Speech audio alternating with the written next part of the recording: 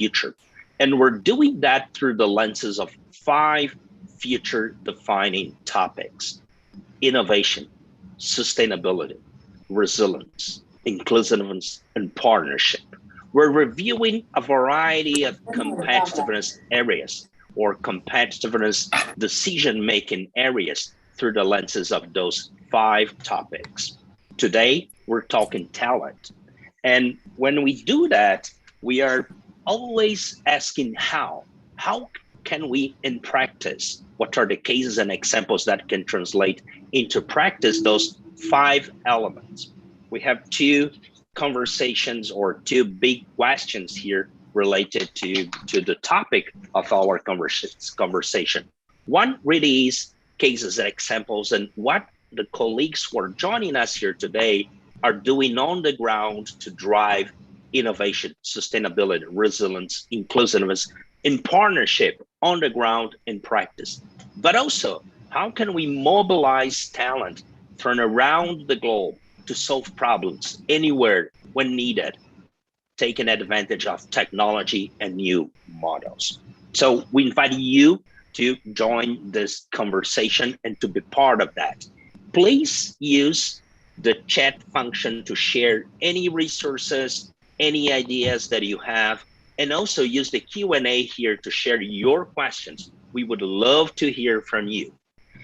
So just to get started, Deborah, I see that you managed to overcome the issues that you've had. It's wonderful to have you here. We have Deborah Wentz, the president of the GFCC, here with us, and also an amazing group of leaders. I'll quickly comment about that. We have our chairman, Chad Holliday. We have Isabel Gil, who is the president of the Catholic University of Portugal, joining us from Portugal. We have Michael Fang joining us from Singapore. Michael is the Deputy Chief Executive for Skills Future in Singapore. We have Professor Alex Subich joining us from Melbourne. Great to have you here, Alex. I know it's late night there, and as always, your participation is super insightful. And finally, from Brazil, we have Isabelli, Christina. Isabelli is an engineering student in Brazil, a change maker who has been connecting people and Black gals, and not just Black gals, with opportunities in technology and business. Great to have you all here. This session is being recorded, and once again, we invite everybody to share questions throughout the day. A final, before I turn to you, Deborah, I just want to let everybody know that today we're launching a new report. We will talk about that. GFCC Future Skills captures different cases and examples that we crowdsourced in the GFCC community. And we will be talking more about that and inviting everybody to check that out, download the report, but above all, to join the conversation today, to share your ideas, share your insights. Deborah, I would like to turn to you for your initial remarks, and then we will continue. Thank you, Roberto, and let me welcome everyone to our Frame the Future discussion on talent, and thank our fabulous group of speakers. Good morning to some of you, good afternoon, and good evening. As Roberto said, this is our dialogue series that's leading to developing insights and recommendations for the 10th anniversary of the GFCC, where we will release a platform based on these learnings to really shape the future of competitiveness strategy, competitiveness growth, and prosperity for all our citizens. I'll just make a few remarks because I want to save our time for this great discussion with our GFC's leaders. But of course, at the intersection of talent and resiliency, we know now, coming out of the COVID global pandemic, that there's a huge demand for digital workers, digital skills. We know how quickly we all came online in order to do our work. But beyond that, those who had the skills to participate in an accelerated digital world that cut across every dimension of life were very much in demand, and that will only continue. In the United States, prior to the pandemic, 21 million wage and salary workers, about 15% of the US workforce, worked at least one day a week at home. But by May 2020, half the US workforce was working from home. And this prevented the collapse of our economy and total social devastation as we really responded in a way of great uncertainty to the pandemic. Now, of course, if we look at the intersection of innovation and talent, we all know that innovation is the centerpiece of many national, state, and regional economic development initiatives and corporate business strategy. And what we at the U.S. Council on Competitiveness call talent-driven innovation is really at the top of priorities. Talent is the source of creativity, insight, knowledge, and skills that power innovation. And today, more than ever before, there are many opportunities to apply these levers in a systemic way to create new innovations and, very importantly, solve the national and global grand challenges facing our world. At the nexus of sustainability and talent, we must develop more sustainable production systems, more sustainable sources of energy, more sustainable systems of agriculture, and more sustainable approaches to consumption and regional equity, as well as inclusion. And so talent-driven capabilities and sustainability, understanding sustainability writ large, is also very important as employers, as well as governments, look for the next generation of leaders to build the strategy and deliver value to their customers and their nations. And of course, we all know as well that talent really is nurtured, it's deployed, it's grown at the intersection of very important partnerships. And partnerships, again, is at the heart of what the GFCC is all about. Clearly, routine tasks that can be digitized, that are available throughout the world, will not enable companies and countries to move up the innovation curve. So it's going to be more important than ever for higher skilled workers to align also with lower paid jobs to create the middle class jobs in which our economies and our future well-being depends. So I know we have a great group of panelists. Roberto has introduced them. So Roberto, I'll let you take over now and conduct the next speakers. And I look forward to a very dynamic conversation today. Thank you. Thank you, Deborah. We have several colleagues already sharing comments here. So thank you for being with us. We also have people joining on YouTube. So it's a combination of audience coming from different places in the web here. Chad, I really want to turn to you because when we not for this initial round to help us to frame this conversation, sharing your perspective. You've been leading global corporations and seeing changes in talent, but also how corporations work.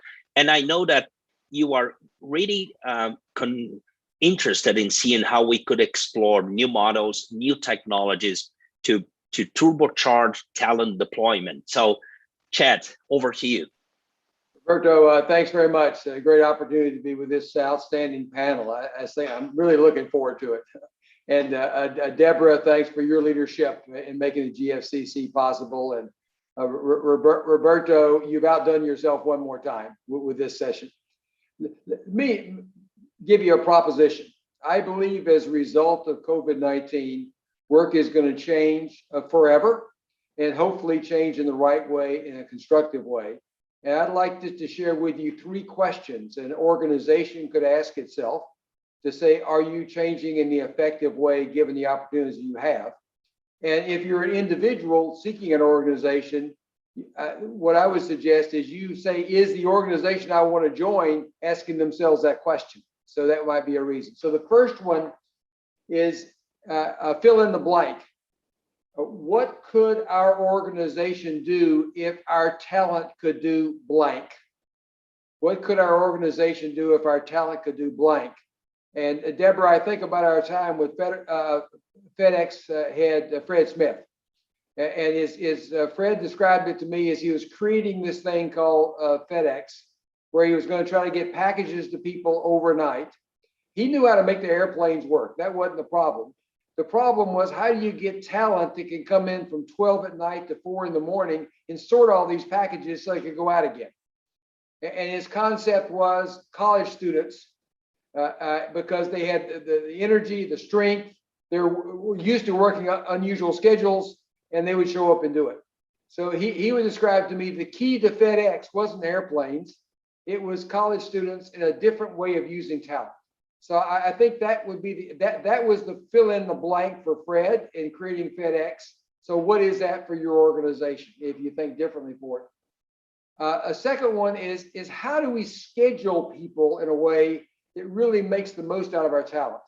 I'm almost amused today with the number of leaders of organizations that are going on TV and saying all of our people have to come 3 days a week or 4 days a week or 5 days, all these different things where they're edicting from the top, how work should get done. My experience is just the opposite. It's very local. It depends on the actual work. It depends on the type of work that's being done and where that work's being done in the world. Early in my career, I worked for a chemical company, DuPont, and I had the challenge of starting up a new plant. How do we work out shift schedules? Do you work 8-hour shifts or 12-hour shifts? We knew we had to cover the thing 24 hours a day, 7 days a week, 365 days a year. That wasn't a variable, but how you work out the schedules. As we searched for that magical shift schedule that everybody would like, it didn't exist because the shift schedule is best for you changes with time, changes with your family needs, your age, your different aspects. What we did find was common is everybody wanted flexibility. They didn't really mind working these unusual hours, but the rest of the world was off on weekends. And so some weekends were very special for them to be off. So what we designed was the same shift schedule fundamentally we always had, but we designed in an extraordinary amount of flexibility so people knew they could meet their unique family needs in almost any combination they were. And I would say that made a tremendous difference in turnover and motivation of people. The third I'd share with you is most organizations don't know their people. So if you know your individual talent, what they care about, what are their dreams, what are their ambitions, you can accomplish so much more. So what I would say, and the third one is treat everybody special.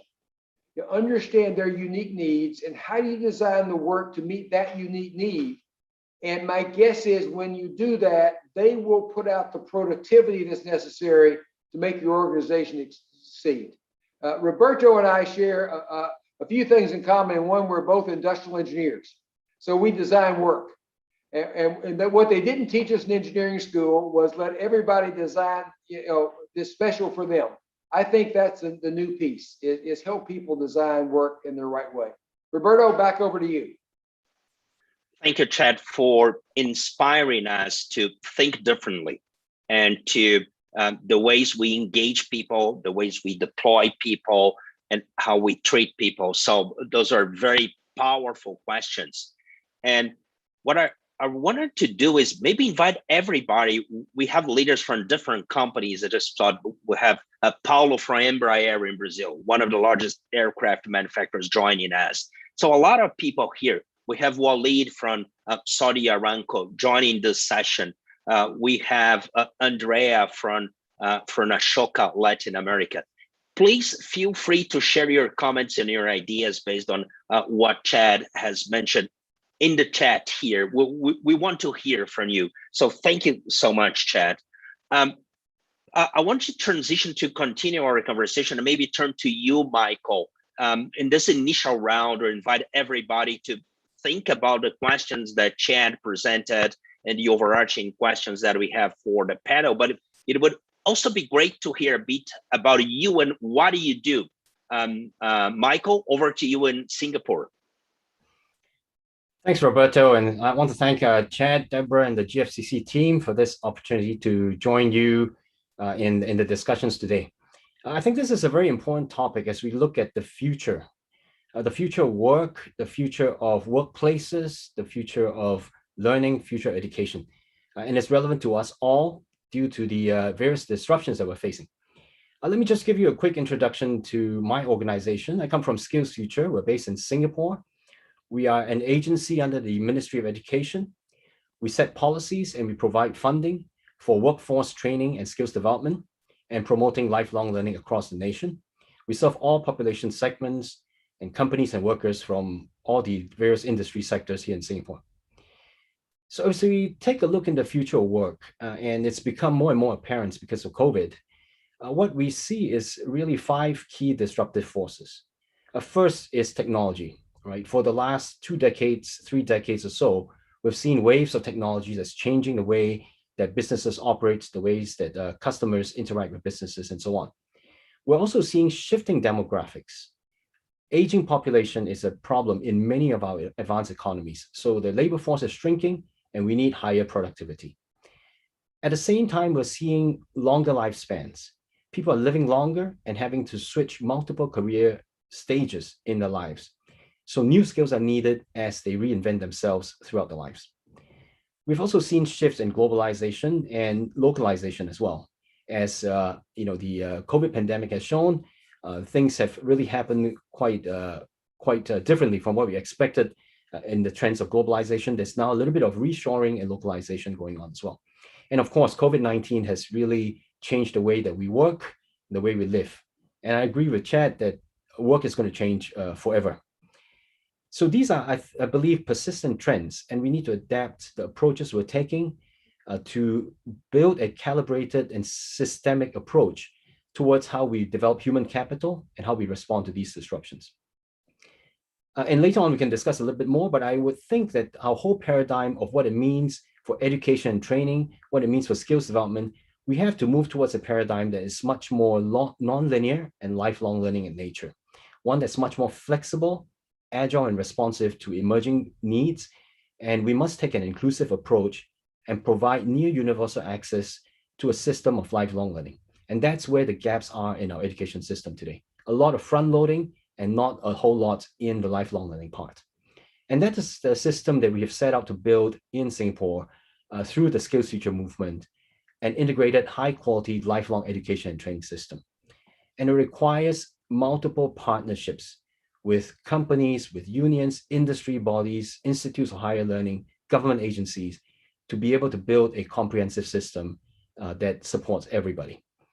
So in closing, my initial remarks, I'm happy to share more details as we go through the panel discussion, but I think that these platforms that help us to have greater knowledge exchange and establish collaborations is incredibly important. Because at the global level, I think we really need to learn from one another to be able to build strong systems for our respective nations, our economies, and our societies. Thank you. Thank you, Michael. My understanding, based on previous conversations that we had, and also we have Skills Future featured in the GFCC report that we're releasing today, and your comments is that you create an ecosystem of partners and partnerships that allows for flexibility for citizens in Singapore to really to navigate their paths in their lifelong journeys. So it would be great in the next round if you could comment on how that works actually. So thank you so much for sharing that, Michael. And Isabel in Portugal, we have Isabel and Isabella here. So Isabel in Portugal, thanks for being with us. You are an education leader, but you also are a change maker. You've been driving change in several fronts, including in institutions in Portugal, to address some of the things that we heard here from Deborah, Chad, and Michael. So over to you, Isabel. We would like to know more about what you are doing and get your comments. Have to unmute myself first. So good morning, good afternoon, good evening. I want to say it's a pleasure to be here discussing this so crucial topics with all of you today. A special greeting to our President Deborah and to the Chairman Chad Holliday and to Roberto for making this possible. Well, if I could go back to the first of Chad's questions, I would say that I'm part of a sector that is, at the moment, all it does is try to fill in the blanks. Because if there is a sector that is really being overhauled, it's higher education, precisely. And the pandemic has been a challenge, but also an opportunity to rethink our pedagogical models, our way to adapt in preparing for the future. Because universities are basically about tapping into talent and to potential. right? So the old traditional models no longer work in a world that requires flexibility, wide-ranging knowledge, the capability to understand different conceptual frameworks, to adapt to different global cultures, and to work collaboratively, specifically.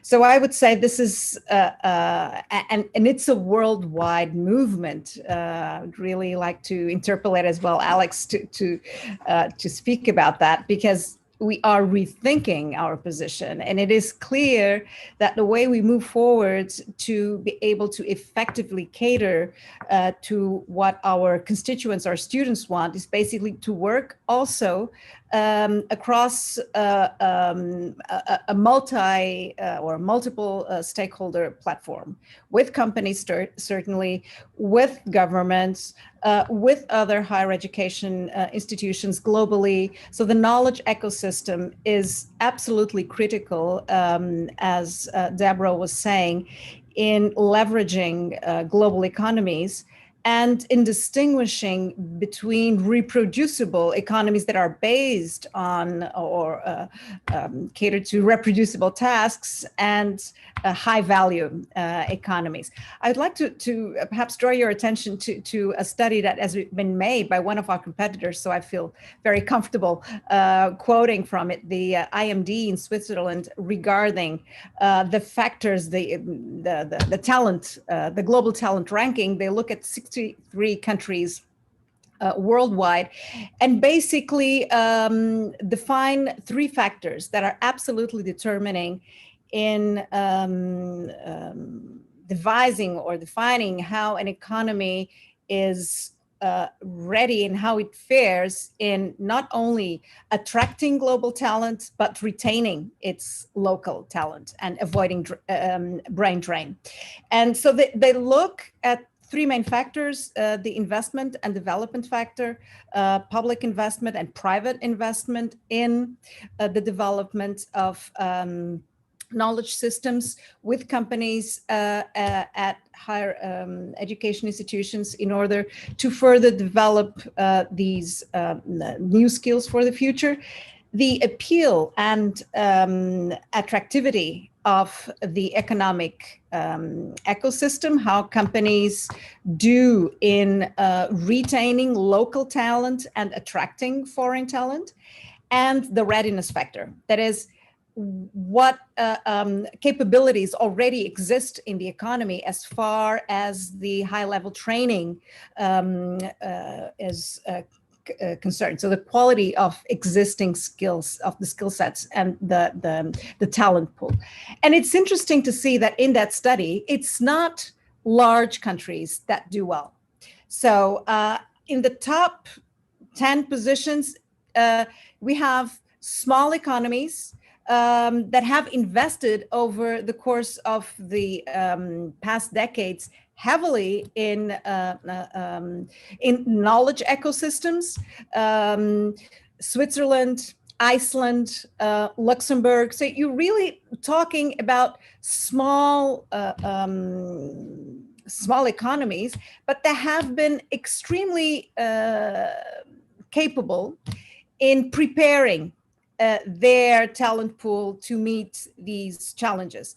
And 2 further elements are the willingness to go mobile. I mean, mobile not in the technological sense, but to move around the globe. So the mobility factor, which, as Michael was saying, has been sort of put on hold with the pandemic. And it has certainly led to a reshoring of talent. But from what we are tapping into in our community, it's just a provisional stance, because the ability and the willingness to go globally and to work globally is continues to as soon as global travel resumes the same way it did in the past.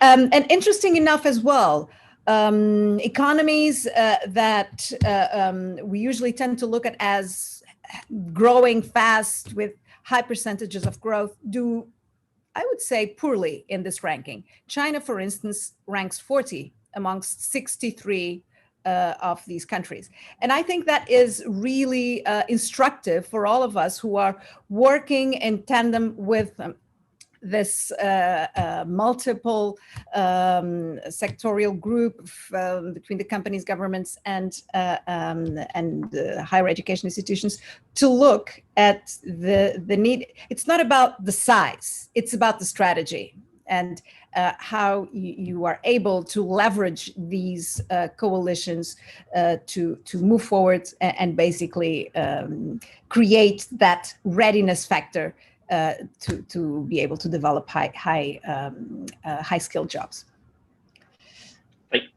Thank you, Isabel, for highlighting this notion that strategy should come first, but also there's that the small fast mover there are examples around the globe. So something that maybe for the next round, I just want to leave with you is if you could share maybe some examples about what you are doing and the models that you are seeing that are working, that are those movers, right? That are maybe addressing not just developing the skills, but also, as Chad said, deploying in a different way, really valuing people, building flexibility into the system. So thank you so much for that. We'll be back. And maybe one of the models, Alex, is the one that you are leading in Australia. So Alex, over to you for your maybe quick introduction on what you are doing and leading and your thoughts about the general questions and also the questions that Chad posed to us here. I think they're muted, Yep. Alex. Yep. I just unmuted myself.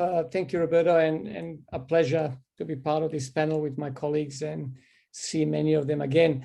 As you've introduced me at the beginning, I am a Deputy Vice Chancellor and Vice President at RMIT University in Melbourne in Australia, but I'm also leading the National Industry 4.0 and digital tech programs based in each of the states. It's now a comprehensive national network of trying to support the digital transformation across advanced manufacturing and aligned sectors at scale and pace, I like to say it. And also have been a member and co-chairing the digital transformation expert panel nationally that has released recently the digital skills strategy, national digital skills strategy, working with industry and working with, as our colleagues have mentioned, on a basis of a multi-stakeholder platform involving industry, government, universities, education and training institutions. What has come out of all of this as a common thread, and we've heard that from our colleagues, is that focus on lifelong learning and placing lifelong learning at the heart of that transformation. And that's a complex beast, having in mind ongoing evolution of digital technologies and the increasing speed of adoption at scale in industry and business, and the impact of those technology adoption strategies on jobs, on types of roles and types of work, and in recent times also on hybrid work, right, during COVID. So we've also evolved towards an ecosystem approach to lifelong learning, because it is a complex issue. It requires not just connectivity, but hyper connectivity across multiple stakeholder base.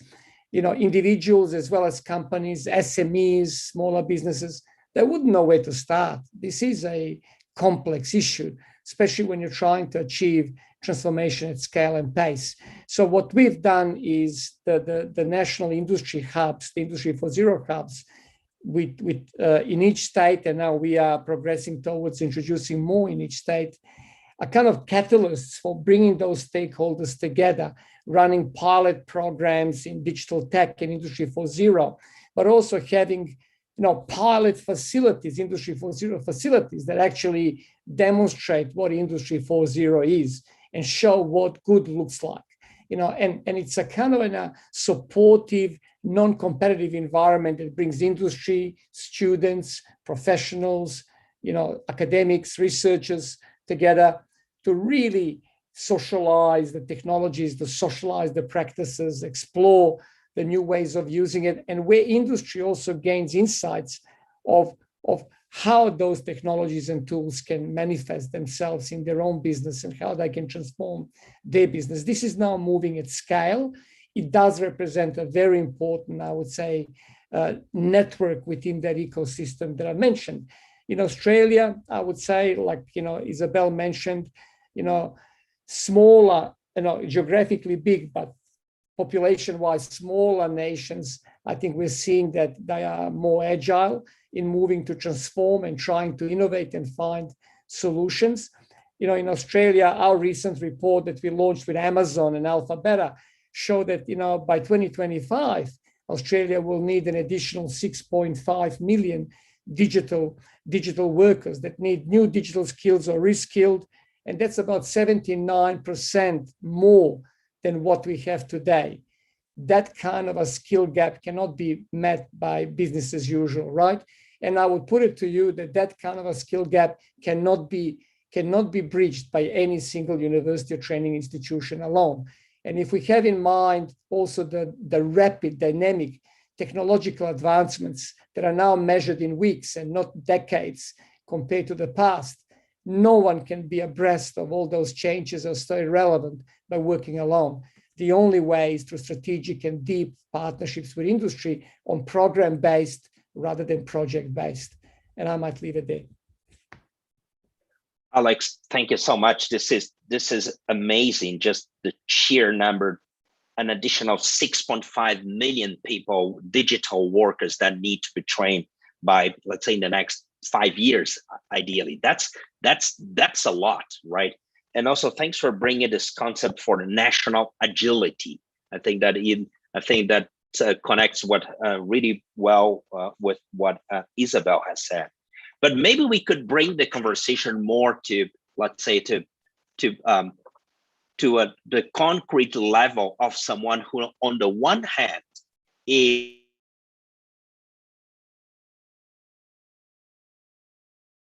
is already engaged with the digital, let's say, digital job markets, but also who is a change maker. So Isabel from Brazil, I would turn to you, and I would be very curious to see your ideas about what Chad has shared. How can we use talent differently? Yeah. How can we build flexibility in terms of scheduling people? How could we care about everybody? So Isabel, over to you. If you could share a bit about what do you do today, and some introduction comments. Sure. So first of all, thank you so much for the opportunity to be here. I'm very, very glad. And I think that my actions are very consequence of my own trajectory in terms of what I have been seeing and observing during the years as I am a girl from a social sphere that is the periphery. So I have give the chance to transit between different cycles of mine and be scholarship student. So I could see great inequalities in terms of education access, first of all. And as a consequence of that, I have always been, see myself as the only girl from my reality, for example. So this started to make me questions about when we say about quality education, how are we really having this quality education if not all of the people from different backgrounds are being developed together? I said that because just to connect with the question, when I was in the high school, a colleague of my class asked me how is to be poor. And I was like, wow, why are you asking me? So I noticed that a lot of people, when we are talking about social innovation and social change, a lot of people doesn't even know our country, our society deeply because of the lack of the connections between all of the people. So since the beginning, my main goal is to connect people from different backgrounds to actually work together and see different perspectives and different backgrounds to promote change. So as a result of this agony that I was building on myself and this a lot of questions that I had in my head, I founded in 2017 a social project called Black Girls because I wanted to promote the opportunities that I was having to other girls from my reality, for who goes to the same point as I go. So I created this project with my mother to develop the potential of people from periphery. So I started with the Black girls, but today we work with the youth in general. So boys, girls, Black people, people who are not Black. So everybody from the periphery, to make them thrive in their lives, to be protagonists of their trajectory of their journey, but mainly key actors of change, because we see a reality here in Brazil that unfortunately the public schools that we have here, they graduate people who are, when we work with people from this reality. So they came to the project like 17 years old and in a state of functional illiteracy. So the people read and doesn't understand what they're reading. And this is very preoccupying, because when you're looking to the future, and when I say future, it's not like at 200 years from now, like 2030 is like the near future, and everything that is changing in the job market, in the society globally. So we started to be very worried about how are those people being prepared to this reality. So my project aims to exactly tackle this lack of preparation. So we have different aspects of developing those people's potential. So we focus on 3 different aspects. That is the academic aspect, to not just academically, when I say like getting to the universities and connecting to the scholarships, but mainly developing those people ability to learn. Because if they not ready to learn by themselves and to relearn a lot of things, the world that we have today is very volatile. So how we can prepare those people to learn and relearn and be in this process of reskilling constantly. And the second aspect that we focus on is the professional aspect, where we really prepare those people with the skills and the soft skills, hard skills and soft skills to the job market today when we look at the future, but mainly connect them with the reality as it is. So we bring those people from their social reality to bring them to companies, to understand how it is, how it works, what are the steps they need to do to get there, and how to develop as leaders. And so we have this learning path really designed to those people see the world as it is and how they can be key actors of change in the middle of that. And the third aspect is the cultural aspect, because when we talk about change, technology, innovation, there's no way for us to promote that change if we don't have the cultural aspect too. When we say like understanding the society as it is, the differences that we have, how to develop a critical thinking. So we need professionals of the future who thinks in a creative way, with bringing its diversity, its ideas. So we have this huge development scope that that is the base for us developing our youth potential. But more important, to make this impact happen, we really look to ecosystem, because we do not believe that we are going to promote any kind of change or to promote any kind of impact in our society if we do not have a huge and strong ecosystem. So what we do is to make partnerships with NGOs, social initiatives, to companies, to job market, to partners that really understand what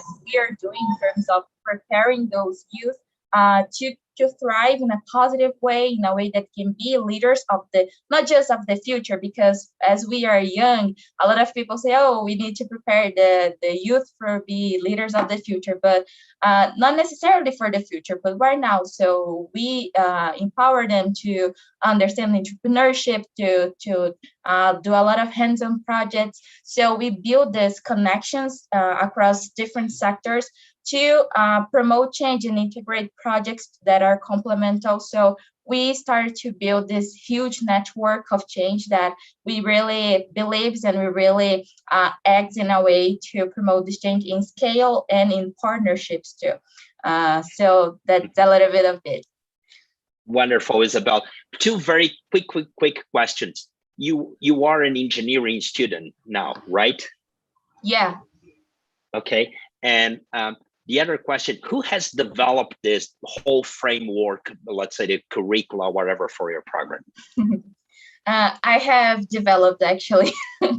Okay, we'll be back to that. So thank you so much. And I think that you bring these two ideas of really being an agent of change, for sure. But you also have highlighted things that we heard from several colleagues here, the notion of building an ecosystem. So I think that something that we could be back to. And Andrea from Ashoka, you know that you are here, Andrea. Thank you so much for connecting us with Isabel, and great to partner with you and count on your support. Deborah, maybe I could turn to you for, let's say, for your reflections on what we just heard.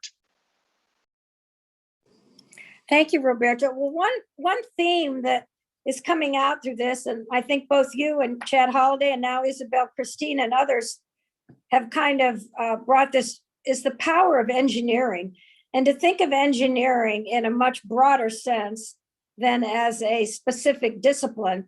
But here we are talking about engineering a future strategy for global competitiveness and prosperity. And I just had the opportunity recently to visit an incredible learning example for young children in Greece who are having the opportunity to go deep into the new subway in Piraeus, Greece, that has uncovered a whole network of the most sophisticated individual cisterns and drainage and water systems that existed in the 3rd century BC.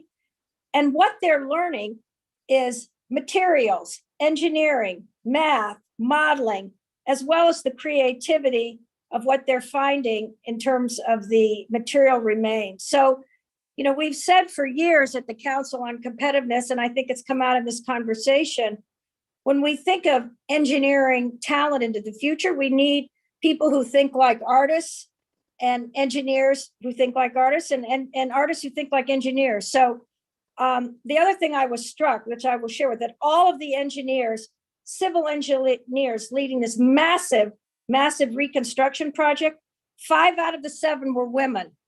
We have a shortage of engineering talent in the United States with women, getting them to come into this discipline. So that is something, you know, no matter what field you go into, having the understanding of project management, multidisciplinary, all these things we've been discussing, but looking at it through the lens of engineering is very powerful. So I'm very pleased that that theme has run through our initial discussions here. And of course, Michael, you're engineering a talent strategy. I mean, everybody here is in a way an engineer writ large. Thank you, Deborah. And as I was training as an engineer, I'm very happy to hear that.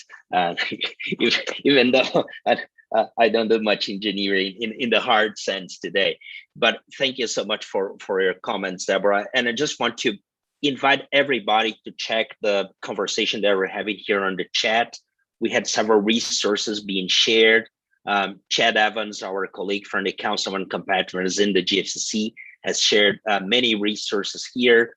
And we already got some questions. We have a question for you, Alex, where it comes from Eloisa, good friend and colleague, where people can find information about the digital skills strategy. So I'll turn that to you in a moment.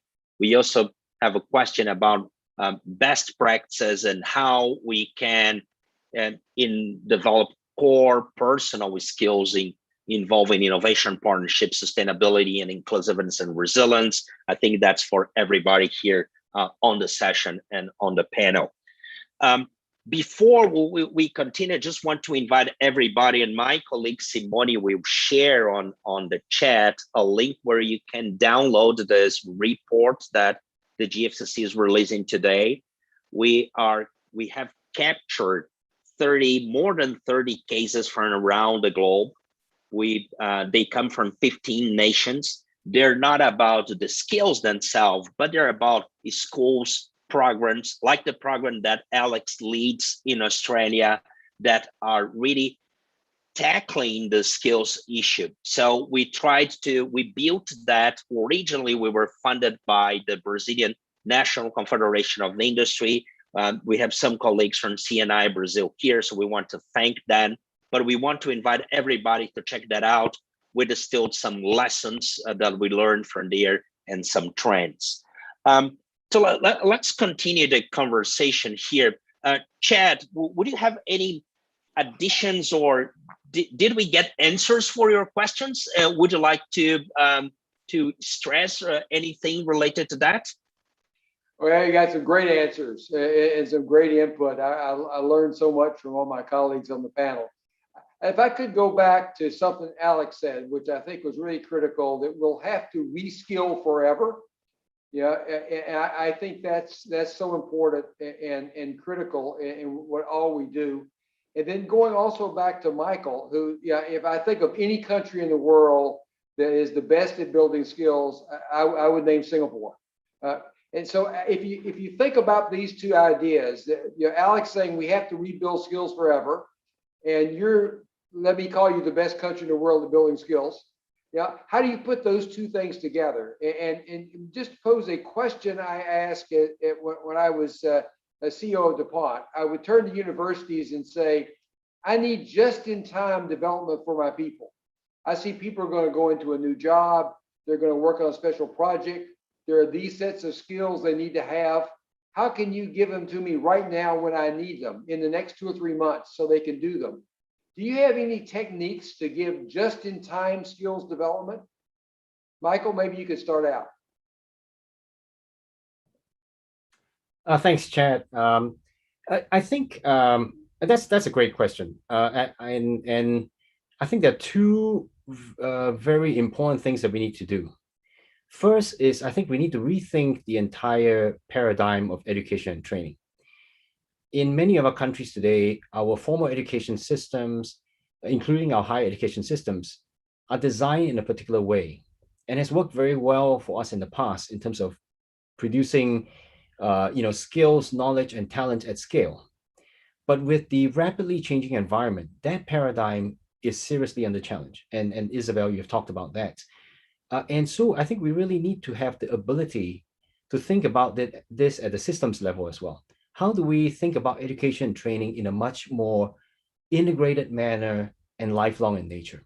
And this would require us to really rethink the delivery of education and training throughout a lifetime, to be much more bite-sized in nature, much more agile and responsive to changes. And this whole notion that you can come into the system, leave the system, come back in the system again, and to be supported throughout your entire life.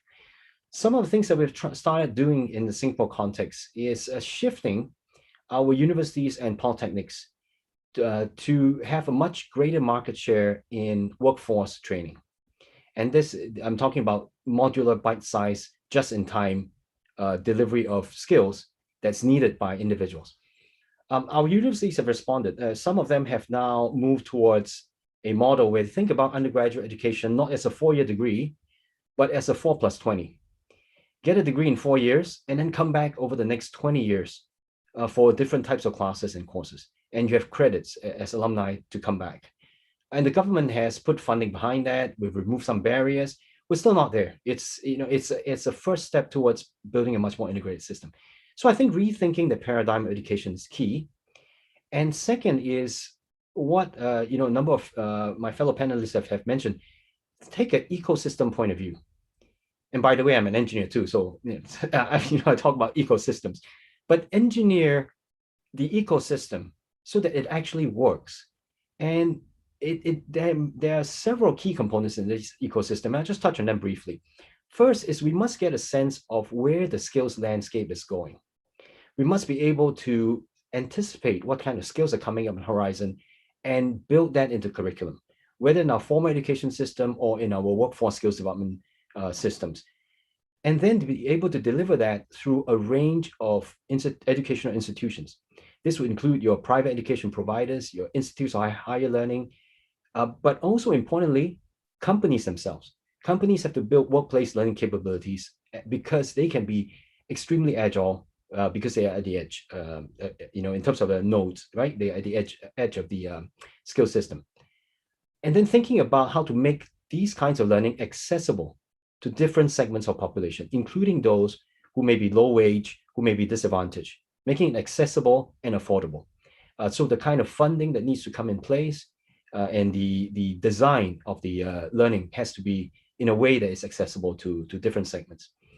And very importantly is to be able to measure outcomes, whether it's job placements, wage increases, and so on. And finally, I would just say that there's also a whole culture and mindset piece.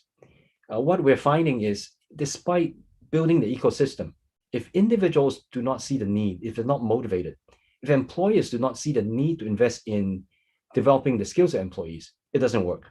So we need to start shifting the culture to thinking about ourselves as learners for life, and for employers to support talent development throughout, the career span with them. Chad, Michael. So that's my very long answer to your very short question. Chad, any reactions? Well, I think that was a great answer, and I was watching Isabel nod when you said 4 + 20. So it seemed like that's the concept. I think she's probably worked on before, but I think the challenge to higher education is very critical. It needs to change.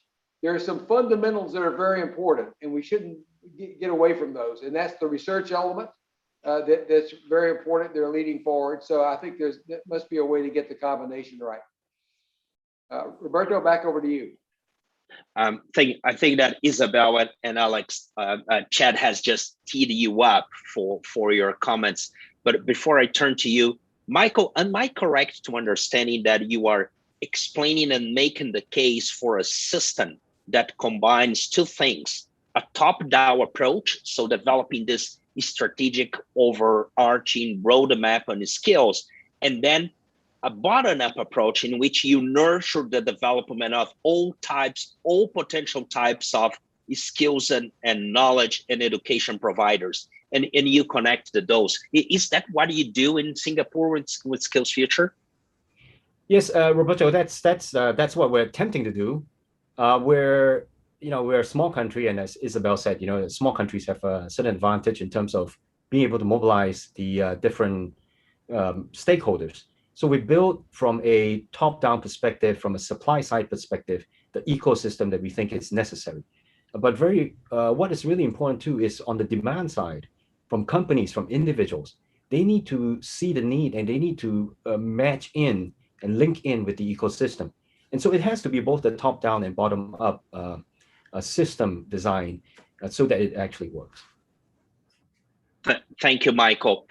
Eloisa, Alex Subich has replied to your question on the chat, so please check that. Isabel and Alex, I want to turn to you maybe for your comments and how you are dealing with that, like combining and addressing those challenges. And for instance, what Chad said in terms of development skills, but integrating that with research. Maybe Isabel, I would like to turn to you. Thank you, Roberto. I would just like to start by saying that what Michael has said and Alex about, we will not end our education with a university degree. I mean, it's going to go. This is let's say, we need to reboot also the projection that our students have when they come into university, that they will be done. They will never be done with learning. And that's the way the market is. Those are the kind of skills that the market wants, and that's what we have to adapt to. I want to focus on 3 aspects and speak about some examples. One, I think that in order to do so, we need to overhaul the organization. And universities are hard because they are old, 1,000 years in the making, and changing the disciplinary structure, changing the organization is not easy. So the pressure needs to come from below, as it is, from the companies, from the surrounding ecosystem. We need to work on the level of curricula, flexible curricula, and of course, it is becoming increasingly apparent that students may not really be. We want to attract and talk and work with students who may not really be interested in having a degree, but in assembling or collecting micro credentials, so several credits in different areas that will allow them to perhaps not have a degree, but have the necessary skills that will allow them to thrive in the sectors they are working on. So working on models outside the degree curriculum, so the micro-credentials. And working on flexible curricula that are not strictly disciplinary based. We cannot continue to educate specialized idiots. We need to have broad-minded engineers, physicists, doctors, academics, archaeologists, people who, because they're in the humanities, will understand maths and will understand how certain equation works, understand what the law of thermodynamics means, and have an engineer read Shakespeare. So I think this is something that we have been discussing theoretically for a long time, but there's no more time for theory. It is now or never. So flexible curricula, one of the things we are working on at Catholic right now is preparing a program in liberal sciences. So the idea is to have a broad-based program that brings together the top disciplines in the hard sciences and in the humanities.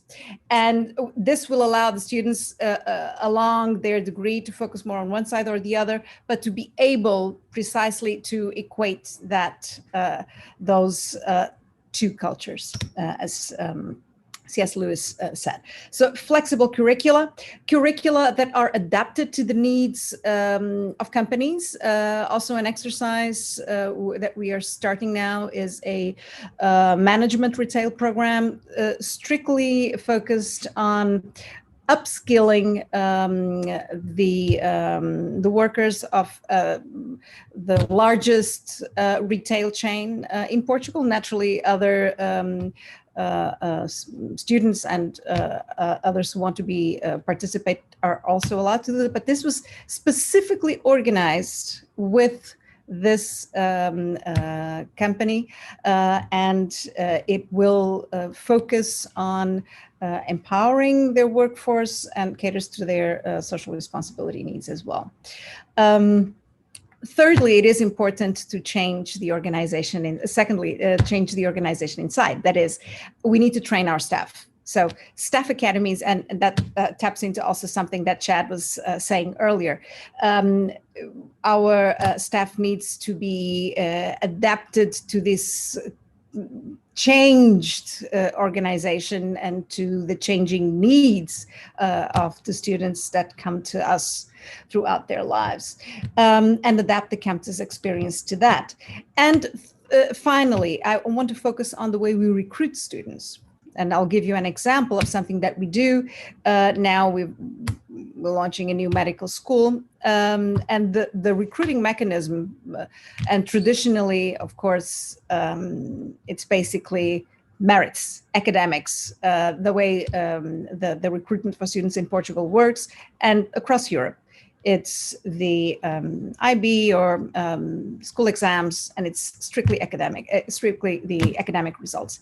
Well, in medicine, we feel it is certainly important to see whether the students who are coming into the school have other sort of skills that certainly need to be developed as they move along their degree. Emotional intelligence, the ability to communicate, whether this is really vocational, and medicine in Europe is a first cycle degree, so not graduate school.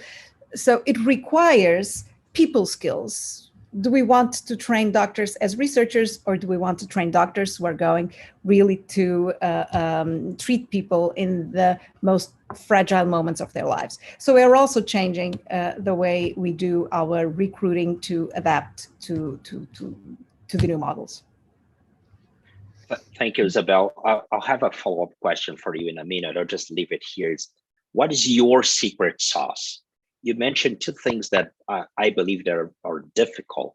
One is to change structures, social structures, organizations that are already in place. How do you do that in practice? And the other thing you mentioned, co-designing programs with the industry. So what's the secret sauce for that? I just want to leave it here for our next round and turn to Alex. Alex, what are your reflections? And also, we have several questions here. One is related to Singapore, but I think that maybe Australia is midway in terms of the size.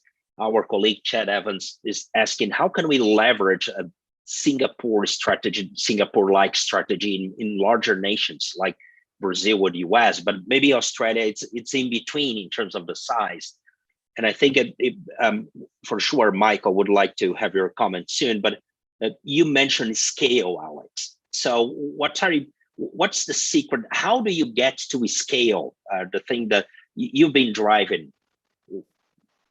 I was just listening carefully to what Isabella and Michael was saying, and I have to say I agree with all of those comments. They all resonate, and I think we share a fair bit of common belief and common understanding of both future strategies as well as what's needed in terms of changing the organizations. I might just add, in order to avoid overlaps, I just might add one particular area of focus that's required in order to scale up this transformation, which we haven't mentioned yet, and which is essential. And that is that organizations, also educational and training organizations, universities, must also change their own systems in terms of they must undergo digital transformation themselves. Most universities, while their ideas, concepts, and strategies are right, and organizational structures and curriculum architectures are evolving, if they are more enlightened organizations, their systems are still not at the point that allows them to actually work effectively at scale outside of campus, across that multi-stakeholder ecosystem. So therefore, for these strategies to become real, and for universities in particular to achieve this holy grail of skill transformation at scale across industries, across society, they must undergo fundamental digital transformation themselves. I'll explain what I'm thinking of from one perspective, and this is where research also comes in. When you talk to industries, whether that be Siemens, Amazon, Google, whether that be automotive industry or aerospace industry and so on, that will increasingly tell you that they are shifting their focus from degrees to skills. So when we talk about skills, we're not anymore talking about skills, where traditionally you think about skills at polytechnic level, or you think about in Australia at vocational education level. So skills are essential across the whole entire continuum of education and training, from apprenticeships, advanced apprenticeship to PhDs. Understanding what those skills are from the perspective of what industry requires or thinks is very interesting. But to actually engage at scale with that external world, you need to have actually comprehensive databases of rich skill descriptors, explaining those skills, describing them with some accuracy and some insight across different areas, which bridge disciplines, which are beyond disciplines, because we're talking about capabilities that are industry relevant, society relevant, whether that be hard, soft, doesn't matter. This is essential also to support that opting out, opting in across the continuum forever, because that continuum needs to provide some clarity to individuals and organizations. How do you choose a pathway? Which pathway do you choose when you opt out and opt in? What pathway of skills development will lead you to different career options, or the different jobs, or different levels of advancement?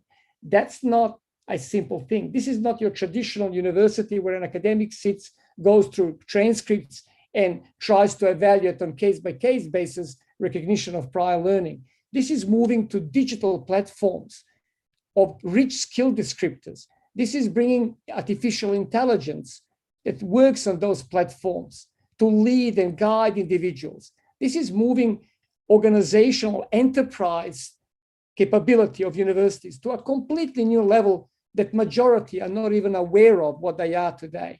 And that's that internal digital transformation that must happen in order to meet the digital transformation requirements outside of the campus. The campus must undergo a fundamental digital transformation for the future.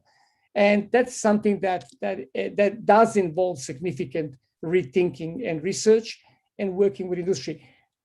Keeping it relevant, the industry hubs that I mentioned that we've been launching in each of the states in Australia, they are all based on working with industry partners, global industry partners, and their supply chains and customer base, which then involves hundreds of companies in the hub rather than one, and involves working with a network of organizations within a sector rather than business to business individually, and co-designing programs with them, but also co-delivering programs with them where work integrated learning and industry placements are embedded in all those programs, because all the reports indicate that that is the most powerful way to achieve graduate employability and achieve the outcomes that they desire in order to pursue their career pathways after graduation, right? Thank you, Alex. Walid, I think that Alex in some way has provided an answer to your question, the question that you shared here. And thanks for bringing this perspective, really having data at the center, not just at the university, but at ecosystem level. And as you said, that's super challenging. A very quick follow-up question here for you, Alex. Who do you believe is doing that at the best today in the globe?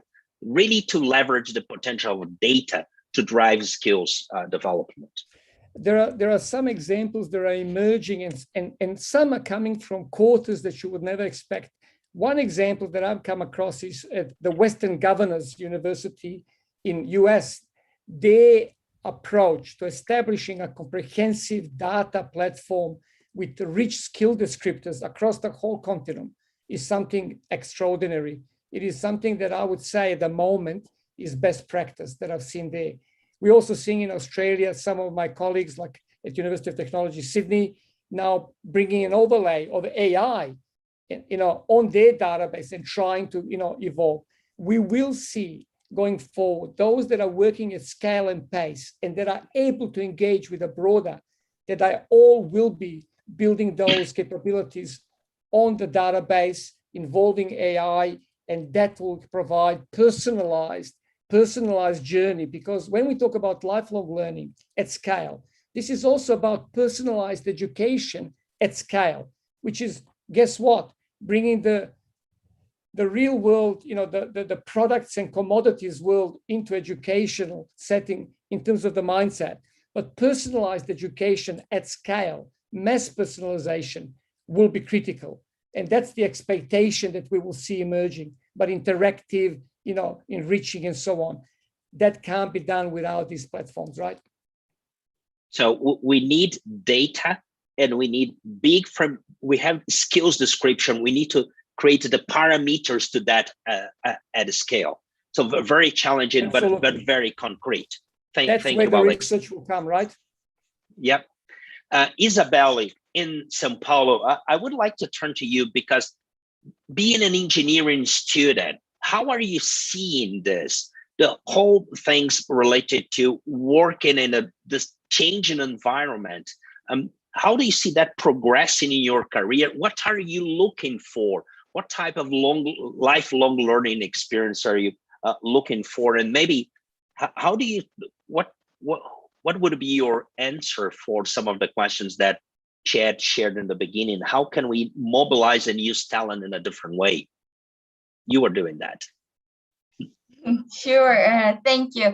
Actually, when I was choosing the university that I was going to do my major, I was very worried about the structure and how the university was bringing innovation and technology in practice, because I have other colleagues, for example, that also do engineering, but they tell me, oh, I'm learning a new language of programming here, but I don't even know how to use it or how to apply it. So when I was choosing entering the university, I was looking to a disruptive institution that could truly immersive me in the context and to show this. So I study in a very disruptive institution, and I live the problems with companies. So it's very, very immersive. So for me, it makes a lot of sense because I am also learning at the same time I am proposing new solutions.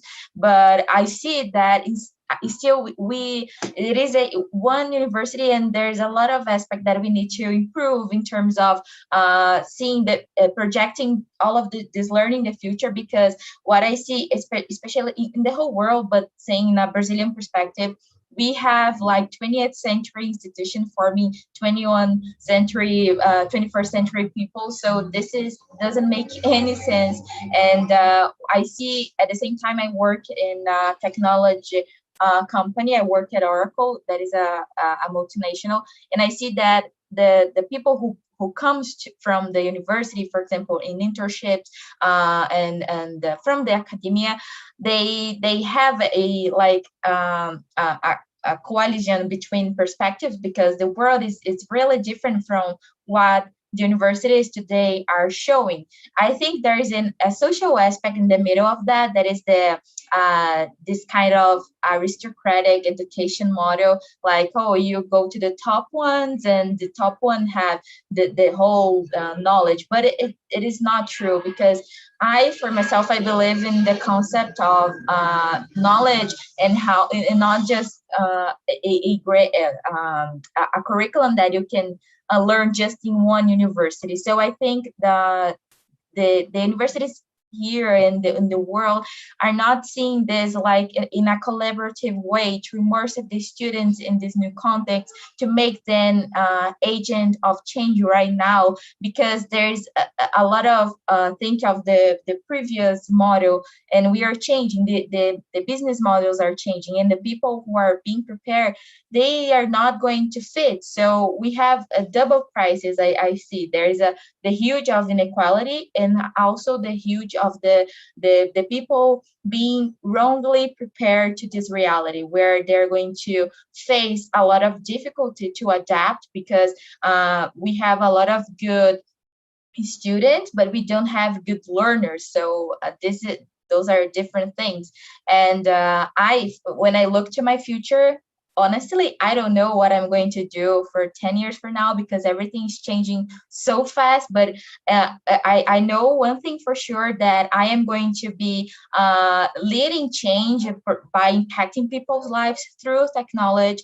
And I see myself using this as a tool to enable change and to engage people in this movement, because there is also a concept that people still don't understand, that is like, we don't need to wait for anything or anybody to promote change, because in this era of changing, change making, and innovation, everybody has the power to actually be part of the conversation, be part of the solution. That's why we are here talking and sharing to all of the people here. So I have this mission to spread this message and truly engage people into action. One very quick 1 minute to answer that, Isabelli. So what's your dream in terms of an engineering program or your education? What would you like to have in terms of your student experience that would fulfill that dream? Sure, I would like the real world, because Isabella has said about this a lot, because there's this stereotype like, oh, because you're going to do engineer, so you need to like math and physics and chemistry. But for example, my favorite subject in school was like literature. So I am doing engineering because I see that this is the tool that are going to enable me to promote the social change that I want. But people still doesn't have this vision, and not just the students, but the leaders of the academic institution. So I would like to use engineering not just to promote software solutions to companies, but also solutions to the society itself, to the agroeconomy, to the society, to education, to the real world world and all of the industry that we have and all the aspects to that, to enable it and to connect, because we have a lot of things, we have a lot of projects going on, but I feel there's a lot of lack of connection between everything, and the technology is becoming increasingly more something. We shouldn't be doing that, but something very separated. People are not understand that we need to connect and interconnect everything to reach what we want. So a dream course for me of engineering would be one that I can really be immersive in the world problems like in our society, to bring solutions through technology, but not just like to companies and in the field, but in the whole society itself.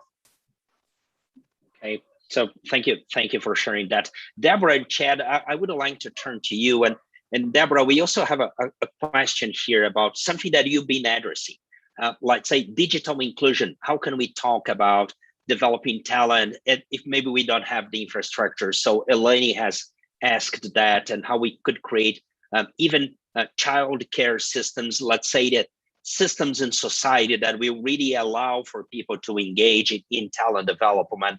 But also, I think that also what Chad has asked about scaling up and bringing the Singapore model to like United States. Or your reflections, what we just heard, Deborah. Thank you, Roberto. Well, let me first address the issue around digital equity and access, because this is something that during the pandemic, we all lived, that those who had access to strong Wi-Fi and connectivity were able to work, their children were able to study, they were able to order food. I mean, it became essential to life. And those who were not able to do that or had a suboptimal capability, we're in a very different situation. So, this is a personal view, but I think it's relevant here. I think we really should have universal access to, broadband internet connectivity for everyone. And it's something that's just as important in the future as clean water and access to energy. And of course, energy relates to that. So on that one, I think it's very, very important. But, listening to the conversation, and these, Roberto, will be kind of my final remarks. I want to bring this discussion back to competitiveness, because we're here in the Global Federation of Competitiveness Councils, and competitiveness is about increasing productivity, increasing prosperity for one's citizens, and competing globally. And we know that talent is really the key differentiator in nations and companies and in communities to both attract, develop, retain, and grow talent. And so it's absolutely at the heart of the competitiveness agenda.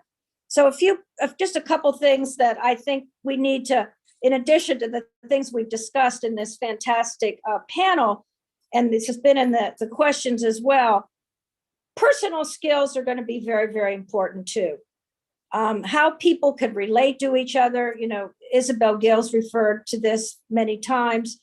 It used to be emotional intelligence, whatever. But we, in a digitized world, we can't be, digital clogs in the wheel. We have to differentiate our personality, our manner, and culture is very important. And I do think that one thing that is missing in the dialogue is that we need to understand and connect better the two bookends of life. We can have a lot of knowledge, but we have to have understanding, insight, and wisdom. So how we knit together younger people and older people in this continuum of learning is very, very important in order to have really an advantage in talent, as it were. I also think that this whole concept, and it's really fascinating, of liberal sciences, in addition to liberal arts, gets at the whole concept that, yes, we need to learn and go deeply and have talent in an area, but we have to be broad systemic thinkers, and we have to know how to connect the dots in order to make critical decisions. Because again, decision-making depends on, yes, knowledge, it depends on understanding, but it has a huge component of wisdom to it. And finally, I know the word thriving was discussed a little bit, and I'll have to just share that, thriving, flourishing, was the highest goal of human attainment as espoused by Aristotle. So talent also, nurturing our talent, developing it, lifelong, gives individuals a flourishing life, which makes them great human beings. It makes them great citizens. It makes them great employees, creators of companies, and also gives people the capacity to be great government leaders, because we need wonderful, talented people working in government as well as in the private sector. So it really is a complex system here. But at the end of the day, let's bring it back to competitiveness. If a nation and a community does not develop, retain, and grow and attract talent, it's not going to be competitive in the future that is before us. Thank you, Deborah. We'll go for a final round here.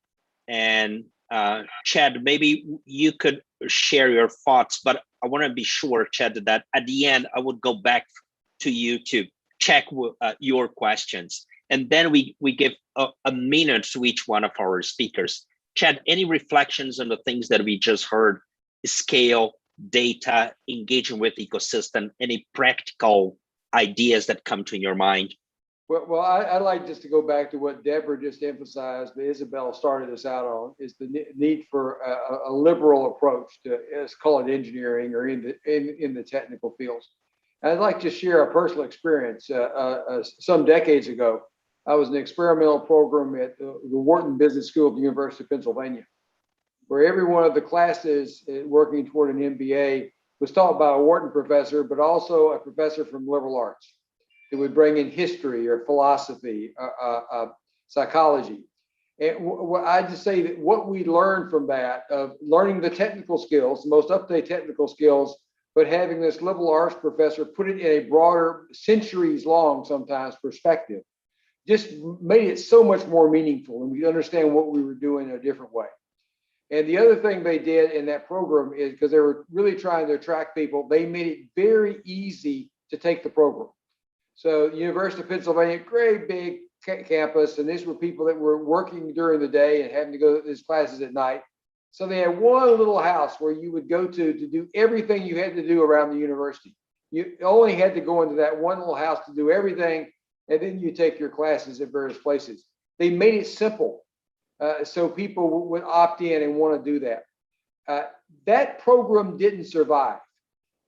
So I know the program that what Isabella is trying to do and Alex is doing, making change in these big universities, no matter how good the idea is, it's tough to have it survive in the ecosystem. So I would say just don't give up. We need to find a way to make those work. In fact, if you can't find a way to make them work now, I think the university might not survive. Back over to you, Roberto. Thank you, Chad. So let's go for a final round here. Michael, maybe starting with you, let's like 1 minute each. What are your final comments? And maybe what's the one practical recommendation or solution that you all would have towards the things that we heard here? As we know, it's very complex.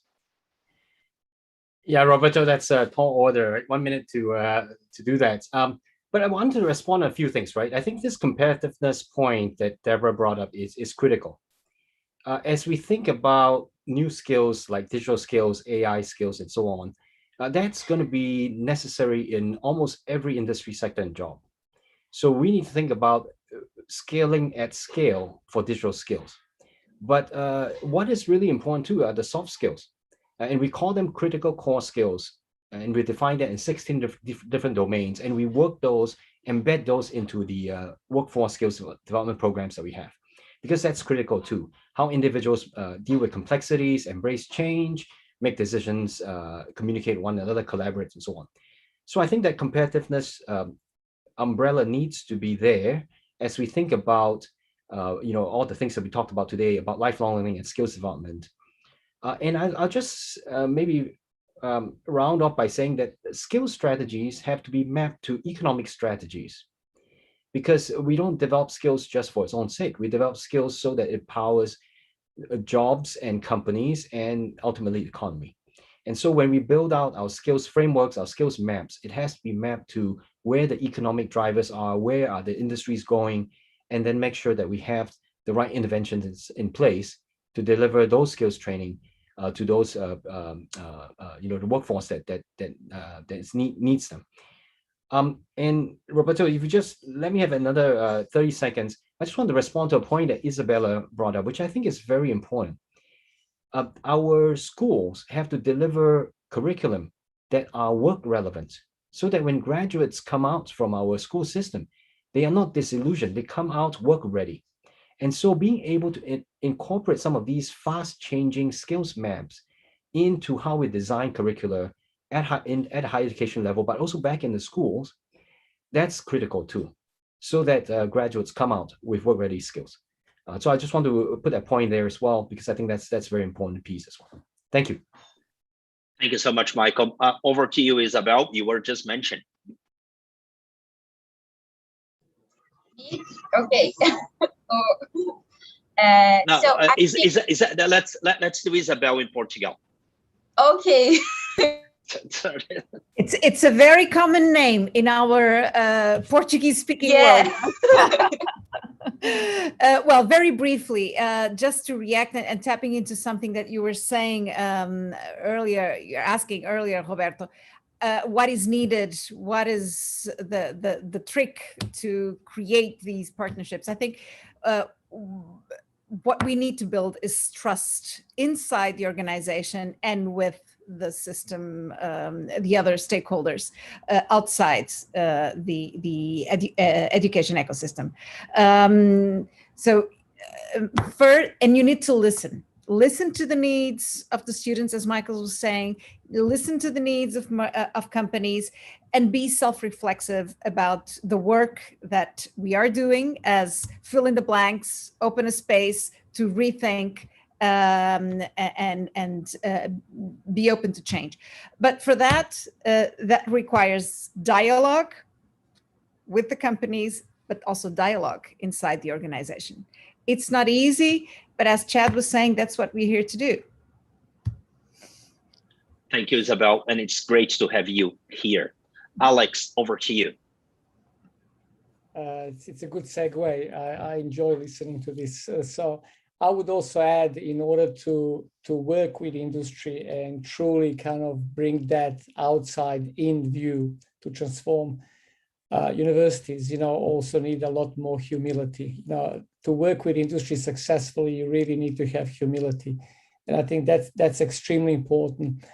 Building work integrated learning in all of our curriculum architectures is essential, because that experience, that exposure to work during studies and integrating learning within that context brings about so many other learnings. You mentioned in your title for the Future of Work report and for this series, Roberto, some of the desired attributes like innovation, inclusiveness, resilience.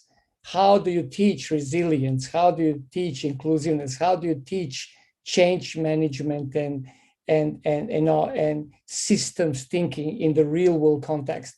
Work integrated learning is essential more than ever, because that's not only about preparing students for work, but also preparing them for life, right?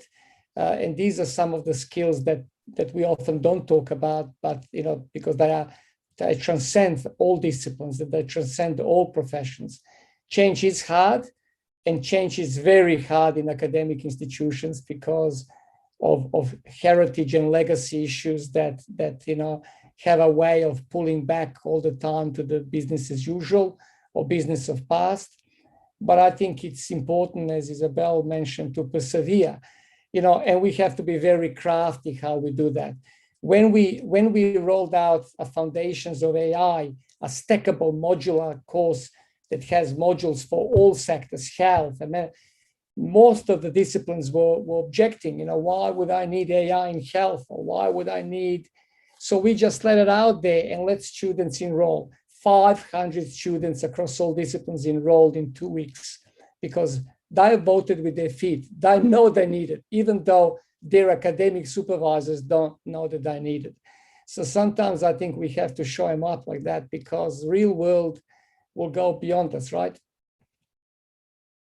Thank you, and thank you for being an agent of change and inspiring us, Alex, in this journey. And as you said, maybe Isabel, now I want to turn to you in Sao Paulo. What do you need for your future? Your final word. I think it's very connected to what everybody has already said, but I think that everybody, may the principal stakeholders of this change in the institutions, the government, the private, everybody needs to have more vulnerability in terms of, and understand that we are in a new reality, and we need to adapt the world as we know to this new reality, and open mind thinking to truly make the connections necessary to prepare the people who are here with the potential, but we are not using this potential. For example, we have here in Brazil 50% of the active population outside of working because they are not being prepared and connected to opportunities. At the same time that we have a lot of works and job opportunities in the technology field with no people capacitated to work on them.